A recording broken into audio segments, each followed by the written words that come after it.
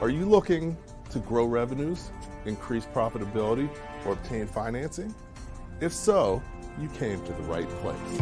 Running a business is all about leadership. How do you become a better leader? Learn from the successful entrepreneurs and business owners how to lead your organization more effectively. That's why we created Leadership Live at 8:05, Talking Small Business, to help you succeed with your host, Andrew Frazier, Business Growth Pro and CFO and founder of the Small Business Pro University. Every Tuesday evening at 8 p.m. Eastern, we're joined by experienced entrepreneurs and business owners who share their secrets to success via live stream. Also, every Friday morning, we release a new podcast episode. Either way, you will learn about developing your business leadership skills from our roster of highly performing guest experts. Leadership Live is one of the many valuable resources provided through the Small Business Pro University, empowering business owners to learn, profit, and grow. Find out more at sbprou.com.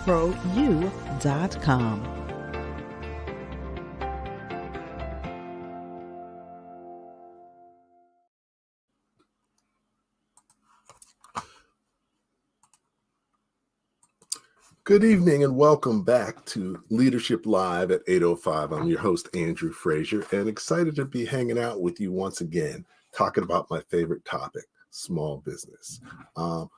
As always, appreciate everybody tuning in. Feel free to comment, ask questions. Really, we're doing this for you to, provide a forum to help you to be more successful in business and life. At the end of the day, your business can only go as far as you're prepared to take it. So definitely that's why we have the show Leadership Live, to help you see and learn from other leaders and entrepreneurs and business owners about how they've been able to be successful so that you can be more successful faster and easier. At the end of the day, it's all about building your knowledge and helping you to be able to be more successful in running your business. So welcome everyone. And very excited about tonight's show. Many of our shows are focused on sales and marketing, which is your most important job as a business owner. But tonight we're going to talk about finance and financial management, which is critical as well. And, in my book, the third chapter is called What is Your Greatest Fear? Because many business owners fear numbers and analysis, but you can't really understand how your business is working if you don't understand and look at the numbers. So we're going to talk about the 5 financial mistakes that entrepreneurs make with my guest, Perry Nunes. Looking forward to chatting with him. He's doing some cool things with the company that he works at, really bringing out a unique product that can be extremely valuable for entrepreneurs and small business owners, especially solopreneurs and smaller firms. So you're going to learn a little bit about that tonight as well. So, join me in welcoming Perry Nunes. Hey, Perry, how you doing tonight? Hey, Andrew. Doing great. How are you? Excellent. Thanks for taking time out of your busy schedule to come hang out with me. Definitely looking forward to chat with you tonight about, one of my favorite topics, which is financial management, and such an important topic for entrepreneurs and small business owners. So, so definitely look forward to digging into that. But before we do that, we've chatted. I got to know you a little bit, but it'd be good for the audience to be able to get to know you a little bit more as well. So we'll give it a second. Before we do that, let me just play a short video just introducing Small Business Pro University and what we are and what we do.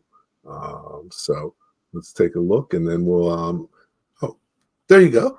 I'm back. It looks like a technical bug hit and kicked me off for just a second. Okay. Well, but it sounds like you were just teeing me up for an intro. Is that right? Yeah. So if you could take a couple minutes, just talk a little bit about your journey, sort of, where you started and kind of a little bit of the Yeah. key steps into getting where you are now, and why you are where you are, and where you're looking to go in the future. So Yeah, happily. And it's always nice to do a little bit of a reflection on the journey thus far, particularly coming out of a long weekend. So I was actually an econ major in college. So I studied economics, international relations.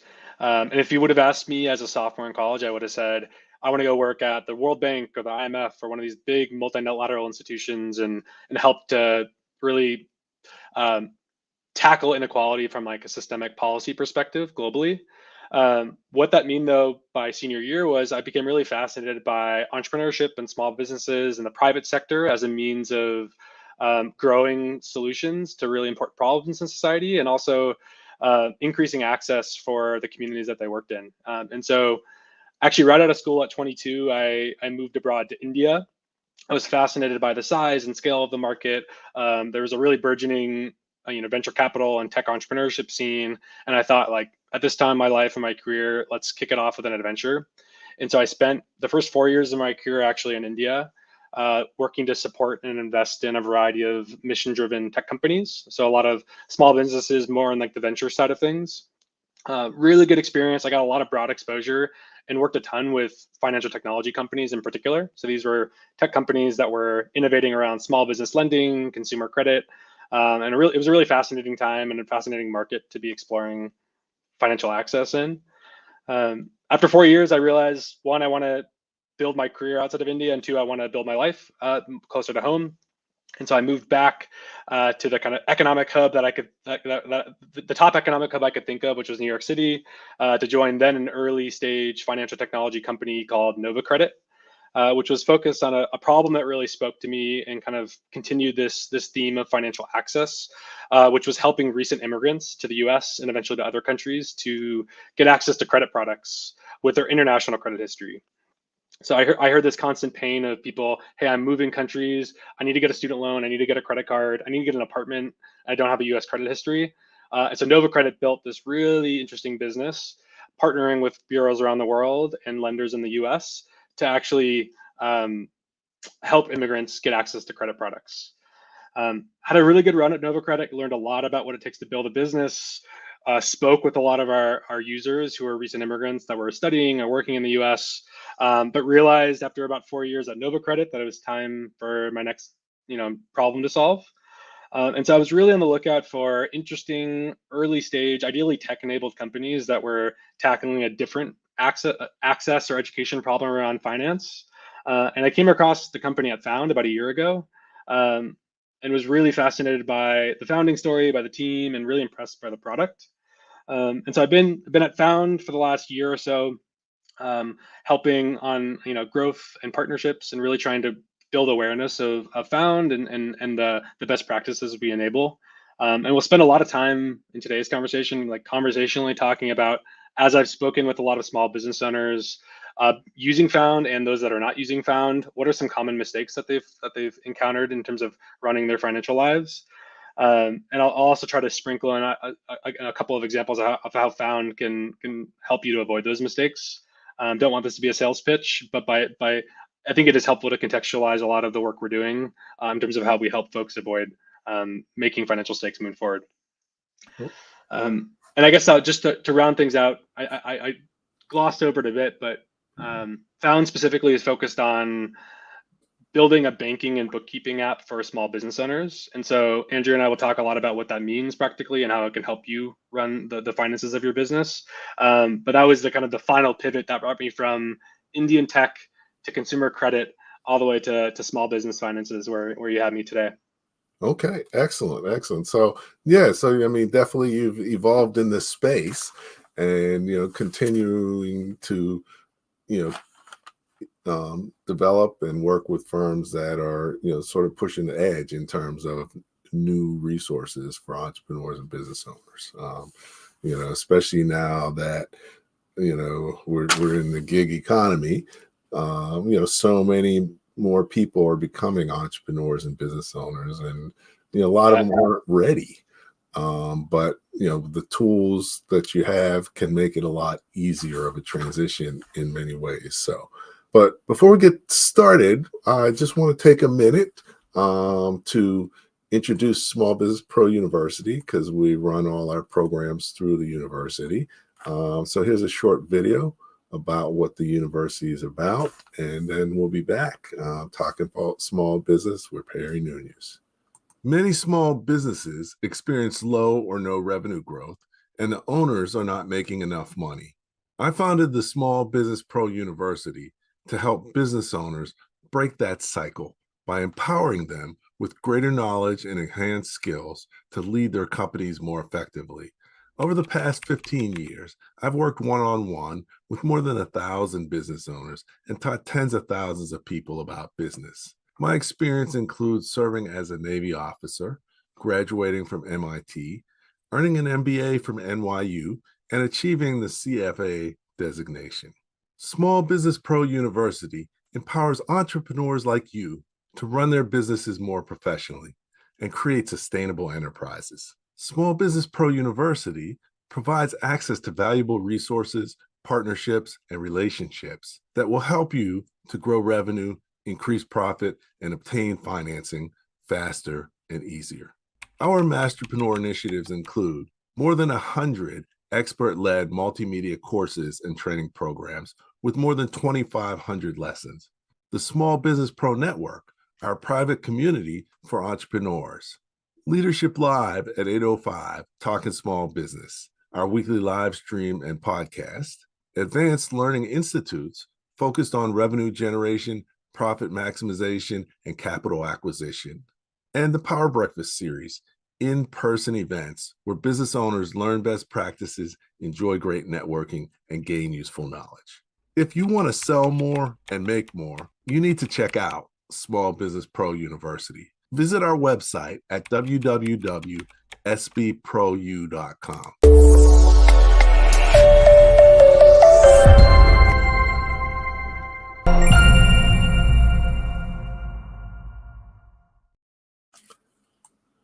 Good evening and welcome back. I'm here with Perry Nunes, talking small business. Perry, you talked a little bit about your journey, and you've been involved with fintech for small business owners and individuals. And what would you say is one of the biggest challenges that that people have with with being able to access the financial resources that they need?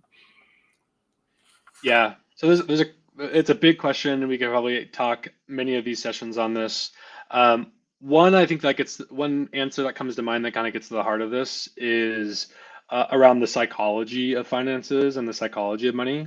Whether you're a student who's looking to manage their finances independently for the first time, you're just starting out as a freelancer or a self-employed person, and for the first time you're in charge of really staying on top of your taxes in a way that's a lot more complicated than being an employee, or whether you're a medium-sized business that's running a fleet of franchises or several locations, or you're a capital intensive operation.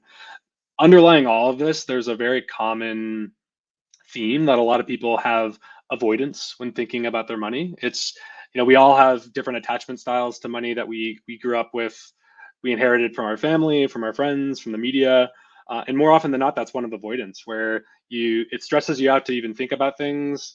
It's too much effort to go and actually organize different sources of bank accounts and credit card statements and spreadsheets and shoeboxes of receipts, and so it's better to just kind of like push it off and out of sight, out of mind. And I've seen, in speaking specifically with small businesses and in their owners over the last year, is that the heart of a lot of poor financial habits and letting things kind of go off the rails, so to speak, is this psychology of avoidance. And so we'll talk a little bit about how that manifests in a couple of more thematic or concrete mistakes throughout today's call. But I think it's a theme to really keep in mind, is like you need visibility, you need access to products, you need visibility and education on how to use those products, and then you need to tackle head on with the right mindset and the right processes to encourage that mindset to actually keep things on track. Okay. Okay, no, great. Definitely, um, at the end of the day, tools are only as good as the people who use them. So if you don't use them, you're not going to get much benefit. So, but let's jump into, you know, we're going to talk about the 5 key financial mistakes that entrepreneurs make. Yeah.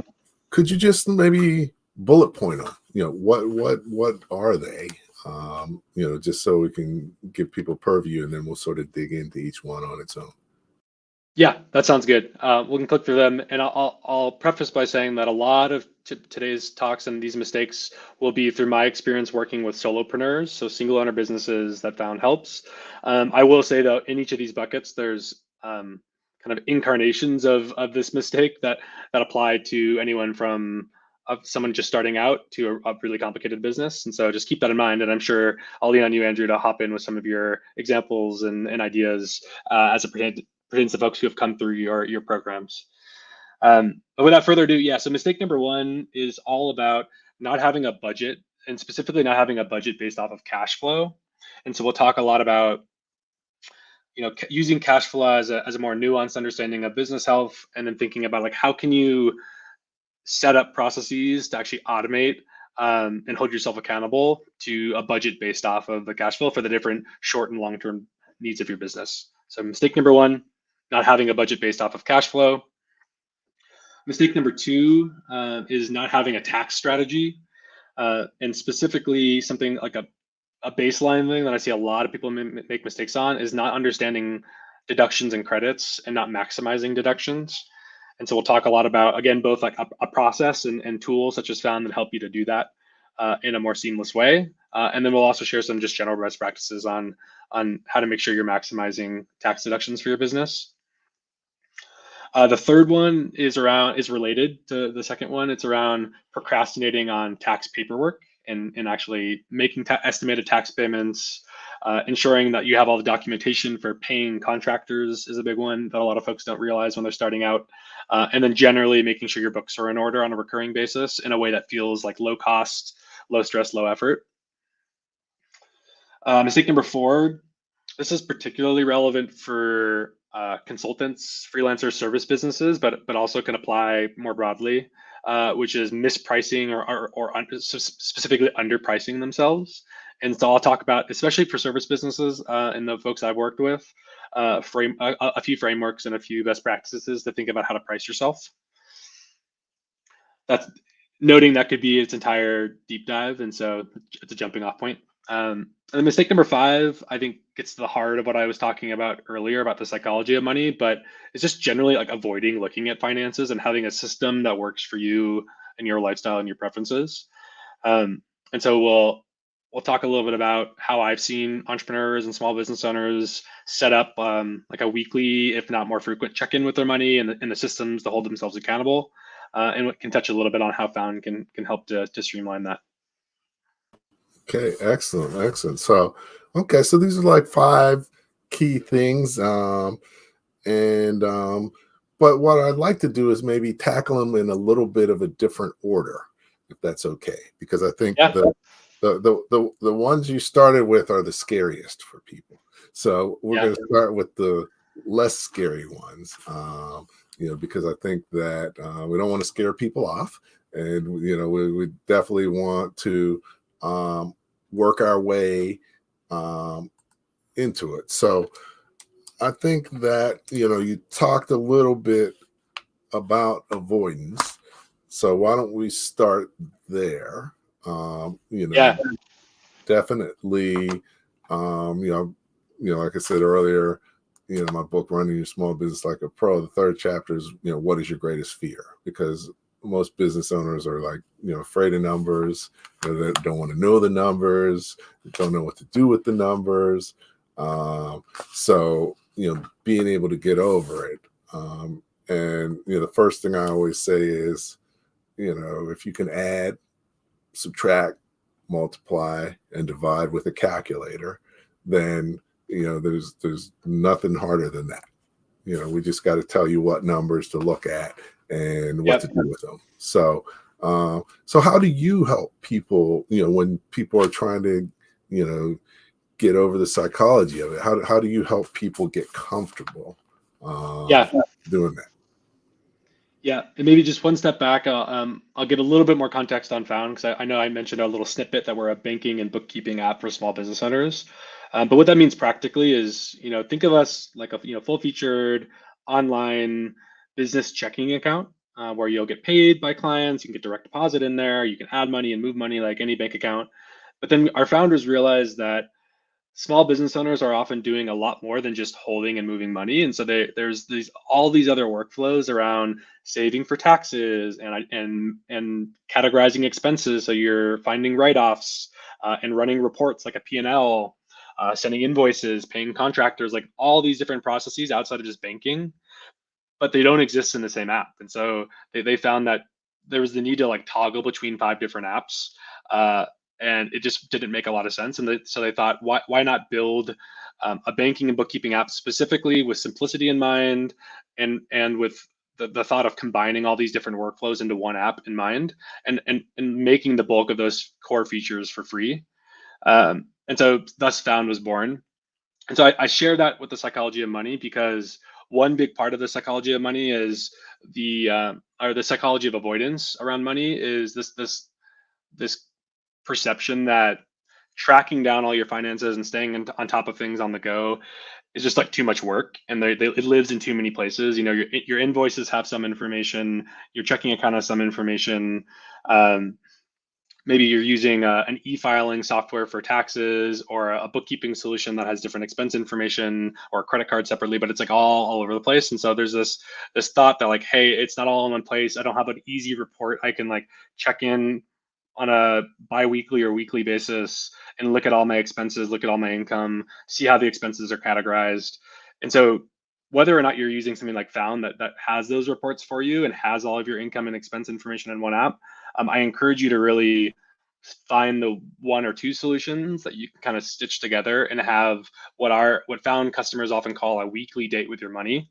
And so folks will tailor this to their specific preferences, both like work preferences, schedule preferences, but also things like lifestyle preferences. So I find that some people are like, I like to kind of do the hardest thing at the first part of the week, and it's motivating to see my numbers at 9 a.m. on Monday morning, and so they'll set up 9 to 9:30 on Monday morning as their weekly date with their money, and they'll use Found's reporting features to say, okay, here's a snapshot of weekly and monthly, how much I'm making, how much I'm spending. Here are the categories I'm spending too much.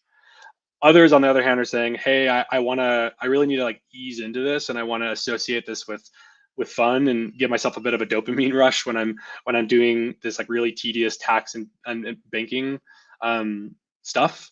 And so they'll actually do their weekly date with their money on a Friday afternoon, and they'll go to a bakery and sit with a friend, and then maybe when they're done, they finish with a glass of wine. So it all comes down to creating the habit and finding the tools that enable you to create and sustain the habit, and doing that on your own terms so that you're not avoiding things on a week to week basis, and you can kind of constantly stay on top of a couple of key metrics around spend, revenue, and even zooming out to things like total pipeline value and depending on the business a lot more. Okay. Excellent. Excellent. So now, you talked about number 3, which was keeping your books in order. And most small business owners, their books aren't in order. And even if they have a bookkeeper, many times their books are not really fully Yeah. in order. So definitely, what does it take to keep your books in order? And what does that, what are some best practices around being able to do that as a small business owner? Yeah, and so I feel like you touched on mistake 3, which is procrastinating on tax paperwork. I think we can kind of lump that with number 2, which is not having a tax strategy, because I think it's related. You need to know what to do in terms of having a tax strategy, and then you need to implement that through processes that allow you to keep your books in order and to make tax season not super painful. And so I'll kind of combine mistakes 2 and 3, and we can extrapolate on those one at a time. I think at the very basic level, and specifically with solopreneurs and single owner businesses that I work with at Found, it comes down to, on a recurring basis, understanding and having record of all the income, all the inflow of cash coming into your business through invoices that you're sending, through direct deposit, through bank transfers, having a clear transaction level record, and then aggregate level view, ideally split by source, of where all the income is coming from. And then similarly on the expense side of the equation, at the very minimum, having both a transaction level view and ideally an aggregate view of the expenses in your business. Here, I think the aggregate view is important for things like a P&L to understand how much you're spending versus how much you're making. But I think the transactional level view is also really important, because as a small business owner, each business expense is an opportunity for a tax deduction. And so I think, for the sake of making sure your bookkeeper is happy, or that your future self is happy when you're say e-filing taxes, it's important to have kind of an auditable log of all business expenses, ideally with categories that show that they qualify to be a business deduction, as well as ideally a receipt and or kind of qualifying information, tags, or notes that talk a little bit more about what that business expense is. So I think that at the bare minimum, I think it's very important to have all income at the transaction level and aggregate level, all expenses at the transaction level and aggregate level, transactions, making sure that they're categorized, and ideally have receipts attached or additional information, so that come tax season and fingers crossed you don't get audited, but if they're in the case of an audit, you have an audit trail that says, hey, this is what that was, the expense was for. Here's a receipt. That's the kind of the core, I think, of a bookkeeping strategy. Again, I'm not a financial expert or a tax expert, but I'd say, based off my experience working with many small business owners and specifically solopreneurs, that's the core of it. I think there's a handful of, as you start to get into the actual tax paperwork part of the side of things, there's a whole host of other considerations. So, for example, great, you have all that income and all the expenses. How do I then either share that with my accountant, or how do I share that with TurboTax or Column Tax or some other e-tax filing service? And so, thinking about the tools you're using that not only help you keep that organized on a recurring basis, but then also allow you to share that information. And so, shameless plug for Found, but I'd say what a lot of our users talk to us about is, this is so great because, one, is my bank account, and so I'm getting paid here. I have a transaction level view of all the income that I'm getting paid here. Two, it's a debit card, and allows me to link credit cards and other bank accounts. And so I have a transaction level view of all the expenses that I'm incurring for my business. So every time I have income or expenses related to my business, it's coming to one spot. Even better, on the expense side of the equation, I can create rules, and so say, hey, every time I swipe my card at Best Buy, my Found Business Debit MasterCard at Best Buy, that is a computer equipment expense for my business.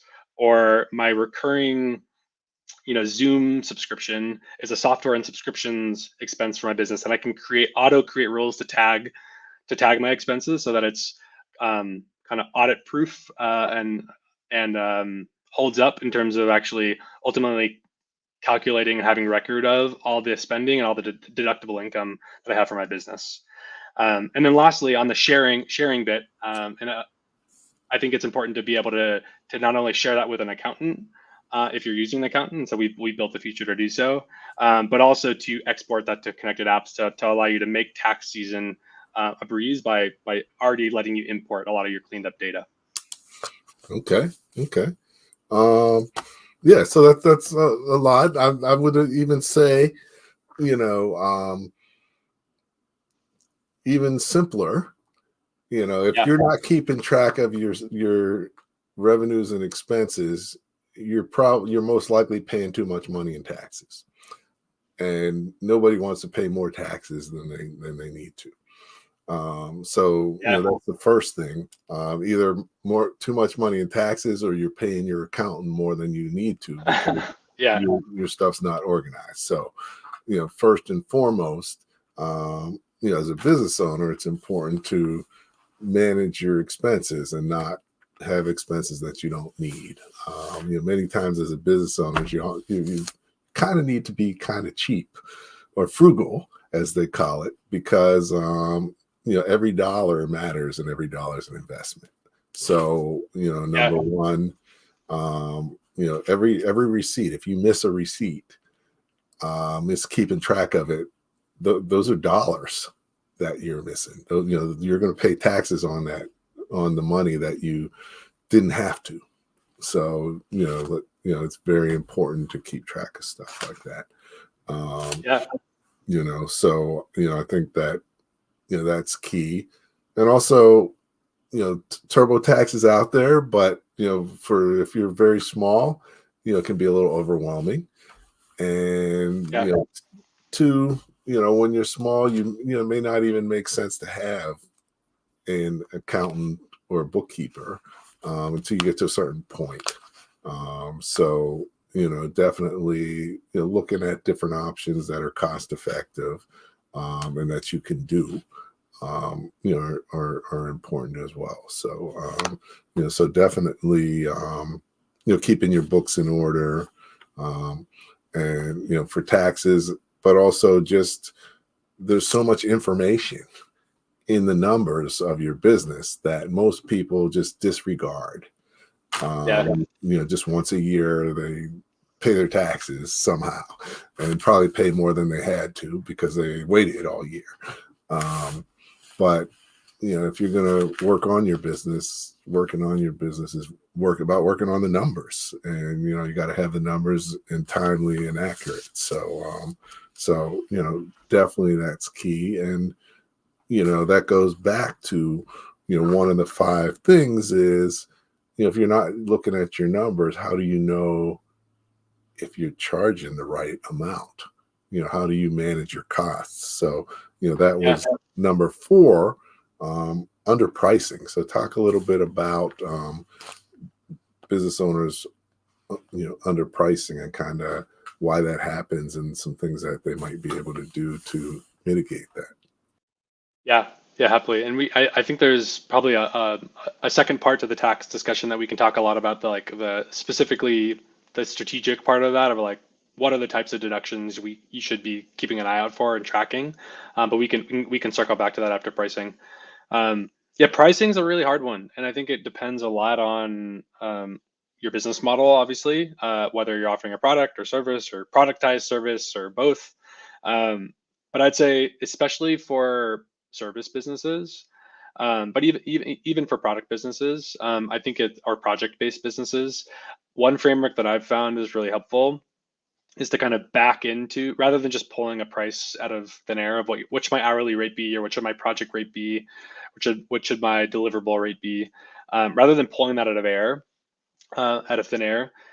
Think through, really calculate like what is my survival number as a business. So what are all of my both personal and business expenses for a month, and then extrapolating that to the year. So what are my annual expenses I need to survive as a business, and then determine what is my realistic availability in terms of revenue generation, and ideally delivering either building a product, but it's more cleanly delivering a service or delivering a project. So what are the number? How many weeks am I looking to work? Average numbers per week, and then maybe like haircut by how efficient. What percentage of those hours I think I'm going to be efficient, and that helps you really. If you just do some basic math there of saying, look, I need to be making this amount of money to stay in business. I think realistically, I can back into this many projects delivered, or this many hours worked.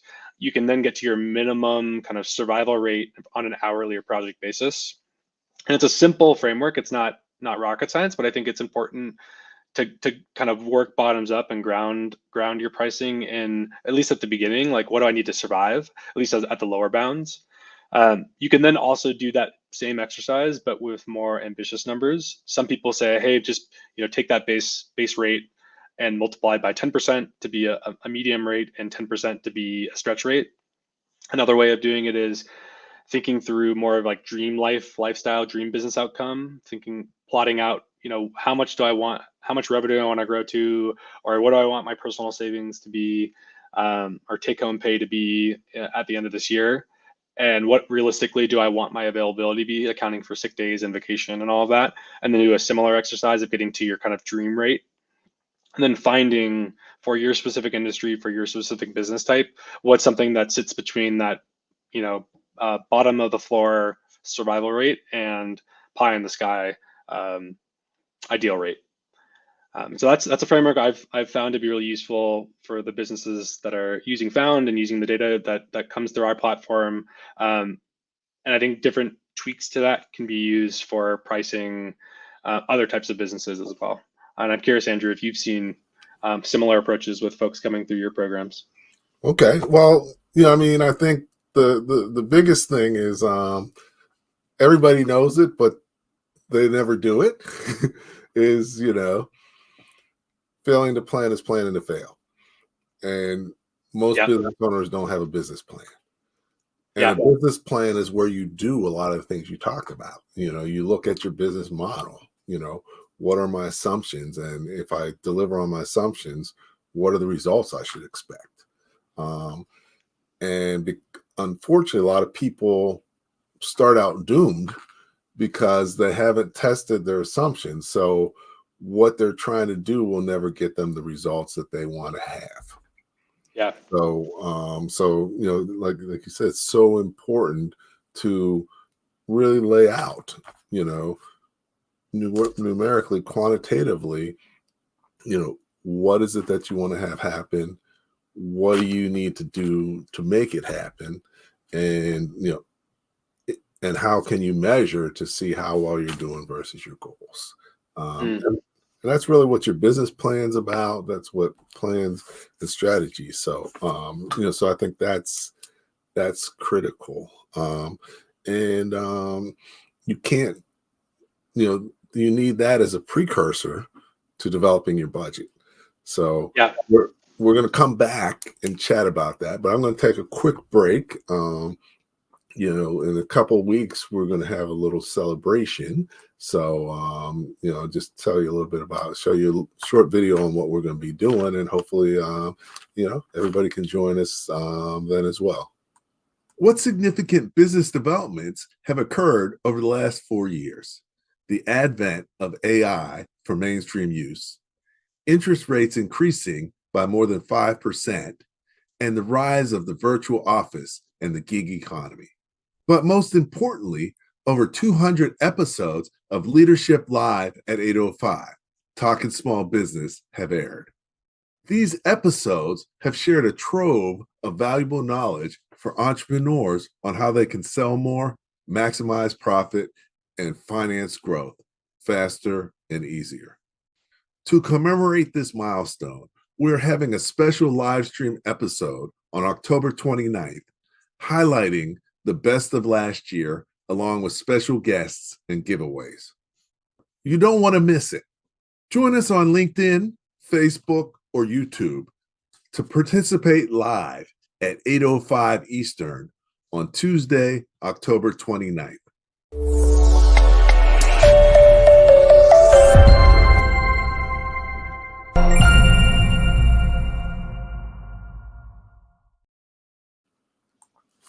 Okay, welcome back. I'm here with Perry Nunes. We're talking small business. We're sort of covering the top 5 financial mistakes that entrepreneurs make. We've sort of done about 3.5 of them. But we're talking about planning. Let's go back to number 1.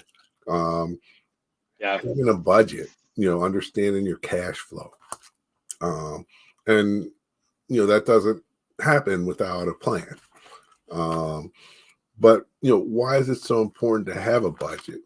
And before you even say that, what is a budget and why is it important to have one? Because not everybody knows those things. Yeah, you've probably heard in your personal life or in your business life about the importance of budgeting. But I think one part of it is one part of having healthy finances is tracking everything. So you at least there's knowledge, how much you're making, how much you're spending. What a budget is really a framework to think about goals for how much you should be making and how much you should be spending, and ensuring that those ideally match up. And so there's a lot of different templates to think about how you can kind of like forecast that, forecast how much you're going to be making as a business, and then especially on the expense side of things, which a lot of people, when they say budget, they just mean a breakdown of your spending, to make sure that that spending across all different categories of your business doesn't go over the amount that you're making ideally, so that you have positive cash flow coming into your business. It's a vast oversimplification, but in short, I'd say a budget is, especially on the expense side of your equation, understanding how much the goals for how much you're spending, or the bounds of how much you can spend in order to reach the financial goals in your business. Okay. Okay. So it helps you, gives you something to compare against. And like we talked about in the planning, if your goal is to make $100,000, then you want your budget to reflect that, so you can know how you're doing versus your goal. Yeah. I think another thing that people get mixed up on is sales is not profits, and profits is more important than sales. And many times, people think they're making a lot more than they are. Yeah. And and not only just that, profits are not cash flow. So, you can be making money but run out of cash, or you could be losing money and have plenty of cash. So there's a lot of dynamics that are undercurrents in your business that you're not going to notice until it's too late, if you're not looking at your numbers. Yeah, So definitely. And there's the whole like reporting side of this, which we've talked about a lot, about staying on top of books and making sure you understand and aggregate how much you're making and how much you're spending. But I think what this mistake gets at also is this thought of, what are the different parts of your business that require cash, that require money, whether that's paying yourself, whether that's paying others, paying contractors, whether that's operating expenses and things like equipment and software and subscriptions to keep your business running. Whether that's a long-term rainy day fund or retirement savings. And the tricky part here is there's short-term goals, there's long-term goals, there's goals that might be 10x higher than others. And so there's different sizes and different time horizons. And so it's hard to sometimes think about, how do I automatically set aside money for each of these different parts of my business? So how do I first set goals for each of these sides of my business, and then ensure that every time I get a paycheck or every time a client pays me, that I'm automatically earmarking a certain amount of money for the different parts of my budget. And so this is something we've thought a lot about at Found and have built into our product. And it started really with taxes, which could be our good segue back to the taxes mistake after this. But this thought that when you're setting off on your own, a lot of people are making a ton of money for the first time, and they don't realize that, unlike when I was an employee, the taxes are not being withheld. Income taxes and self-employment taxes are not being withheld from those paychecks, and so they're treating that as you said, as profit, or as take-home pay. In which case it's not. It's gross pay, and they're not automatically setting aside money to keep track of, hey, what pool of money should I be setting aside to pay taxes, and to do so quarterly. And then so tax day comes around and they realize, oh crap, my tax bill is $5,000 and I haven't saved any cash for that because I spent it on other parts of my business or other parts of my life. And so I would say that's probably specifically within not creating a budget is not budgeting for taxes. But broadly, that same phenomenon happens where you're making suboptimal decisions of where to move money and where to invest money in your business when you don't have a view of how much money is coming in, and then how much money is going out across the different expense categories. And so the way we've tackled that, and then I'd love to open it up to you, Andrew, is we've created a feature called Pockets that are part of your Found business account. So this is the same business checking account, but we allow you to create sub pools of money where you can visually see how much money you're setting for different goals, and then you can automatically set a percentage of all income coming into your account to go toward those goals. So for example, you'll have a taxes pocket. When you get paid, say $1,000, you can automatically set, say 25, 30% of that $1,000 to be set aside for taxes, still in your account, but it's set aside and fulfills that part of your budget. And then after that, you can toggle percentages to say, hey, I want to keep 10% to pay myself, 15% to invest in new equipment, et cetera, et cetera. So doing that automatically and then visually seeing what are the different parts of my budget and how can I allocate income to each of them is a super powerful way to get over this mistake. And our app's one way to do that. Okay, excellent. So, definitely, there's never enough time in the show because we could talk about this for hours, but but definitely, a couple things that I want to make sure people know about. Number one, of course, Perry's here on the show, but he's also accessible outside of the show. So, you got his LinkedIn profile in the chat, so feel free to connect with him there. Karen's already had a chance to check out his website, which is actually a really good, really valuable way to kind of communicate, valuable things for entrepreneurs. So I would, invite you to check that out. That's in the chat as well. So you're welcome to link up from there as well. And, in addition, just, we're going to I'm going to probably put this in the chat, but I may have to do that after the show. But, just going to show you a quick image that, tells you a little bit about kind of, Found and what they do. I have a Found account. I've been testing it out, and, it's a great tool. And, for entrepreneurs and business owners, especially when you're small, it's quick, you don't need to have the cost, the QuickBooks and the learning curve, as well. So, it's an option worth checking out. But, we're, coming up on the hour, but what I always like to have guests do is, really share the top 3 things that people should take away from what we talked about tonight. Many times people can't remember more than 3 things anyways. So we want to make sure that, you're taking away the most valuable stuff, as far as the, as far as from the show. So, Perry, if you could take a second to think about, really, what 3 things you want to leave people with, in the interim. Just want to make sure everybody knows, upcoming, we've got a couple events coming up next month.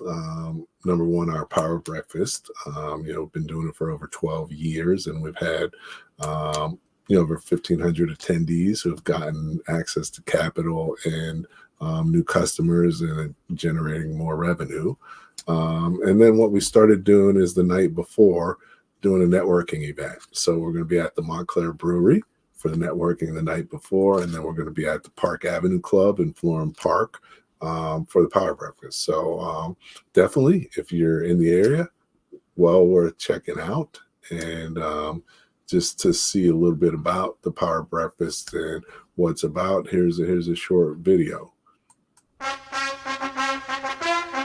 If you are looking to increase revenues, improve profitability, and or obtain financing for your business, you need to check out the Power Breakfast and Small Business Pro conferences. My name is Andrew Frazier. One of the things we're here to do is supercharge your day.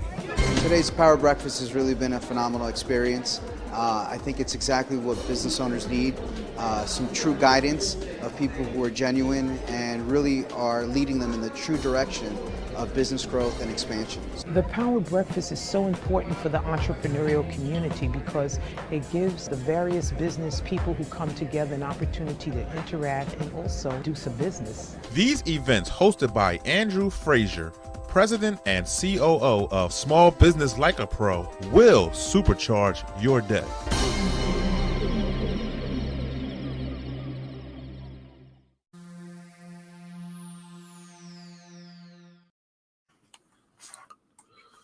Okay, we're back here with Perry Nunes. We've been talking about really the top 5 financial mistakes that entrepreneurs make, and really covered each of those in some depth.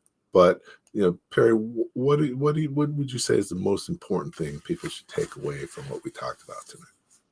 Yeah. So we're going from top five to top three. The first one that comes to mind, and actually was kind of triggered by that, a line that I just saw in that announcement you just had, was when it says, "The more you know, the more you grow." And I think one theme here is you don't know what you don't track. And so I think at the expense level, tracking on the go and ideally categorizing and having record of things is really important. And then similarly, tracking income from disparate sources is really important to kind of pull together at the very basic level that P&L that you're checking in on, ideally on a weekly basis. So make sure you're tracking things, and that you're tackling kind of that avoidance mindset head on, through ideally a fun check in with your money on a weekly basis. The second one is around finding tools to automate that, to make it kind of a no-brainer, to be doing that in the background. And so auto categorizing expenses, so you don't have to go into a spreadsheet or a shoebox full of receipts to do that manually. Auto saving money for taxes is a big one. So finding ways and systems to be doing that automatically transferring money, using something like Found to automatically set things into a taxes pocket, like whatever.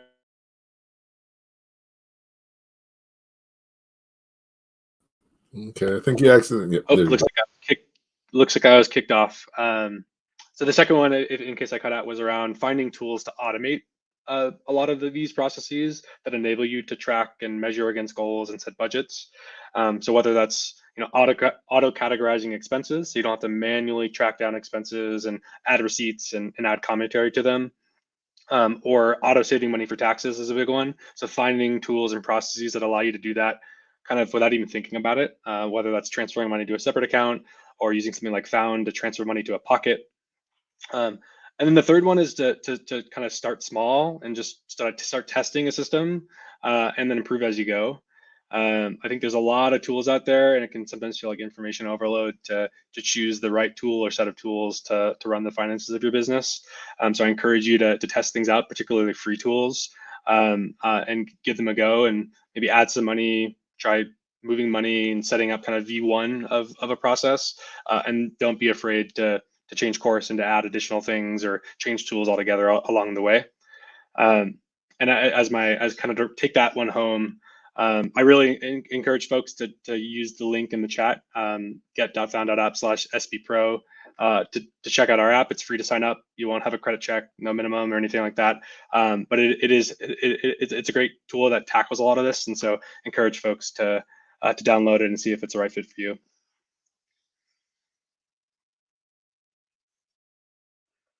Great, great. So definitely tracking and measurement. What gets measured gets done, and that's the only way you're going to stay on top of it and achieve your goals. So definitely that's key. Automation, not just for your finances, but for everything in your business. I think that the tools that are out there are so amazing now that I'm probably twice as productive as I was 2 years ago. So definitely taking advantage of tools for all areas of your business is key, and start small. You don't have to figure everything out all at once. Everything you do just makes things a little better than they were before. So, and it's about continuous improvement. So this has been great, Perry. I appreciate you taking the time, coming to hang out with me, sharing your valuable knowledge. I'm going to put the link in the chat, but is there anything else you want to share before we close out? No, thank you for having me on. It was a pleasure walking through this. And I think as a final note, a kind of fine print note, my compliance team will be happy with me for reading out our disclaimer, because we're in financial services. And so before I say goodbye, I'll read that out loud, and then can wish everyone off to a good night. But yeah, just To reiterate, yeah, Fallon's a financial technology company, not a bank. Business banking services are provided by Piermont Bank, member FDIC. As I talked about today, our core features are free, but we also do offer an optional paid product, Found Plus. So sometimes I feel like I'm a bit on an infomercial, hammering that off, but it's important to put that on screen and talk about it with folks. Okay, excellent. So, like you said, little steps, and there's no cost. You may want to check it out. So, we got a special deal coming through the university. So if you use that link, that would be great. And, definitely if you have questions, Perry's there, but I've been using it as well. So you feel free to ask me as well. And, we're going to get ready to close out. But, once again, thanks, Perry, for hanging out. If you can, just hang out for a few minutes as I close out, and we'll go from there. So, as always, I think that we have great guests on here, and Perry has been great as well, sharing valuable knowledge and expertise, and just giving you some perspective on things that are important for you as an entrepreneur and business owners. And if you ever want to grow your business, if you ever want to work on your business instead of working in your business, these are the things that you're going to need to do. So it's better to start early and be in the habit of it than try and pull things together later on after they become a big mess. So just keep that in mind. As you know, each week we have a great guest, a great topic. Next week we're going to have Roberta Vigilant, and we're going to talk. She's going to be talking about how to secure sponsors successfully. Her business is built around helping people obtain sponsorship for their events and activities. So definitely look forward to learning more and chatting with her about that as well. So. Definitely always appreciate your comments. Thanks for hanging out with me tonight. And definitely keep in mind that at the end of the day, the more that you know, the more successfully your business is going to grow. Thank you for listening to Leadership Live at 8:05, Talking Small Business. Subscribe to our YouTube channel and to the podcast on your favorite podcast platform. Leadership Live is one of the many valuable resources provided through the Small Business Pro University, empowering business owners to learn, profit, and grow. Find out more at sbprouU.com.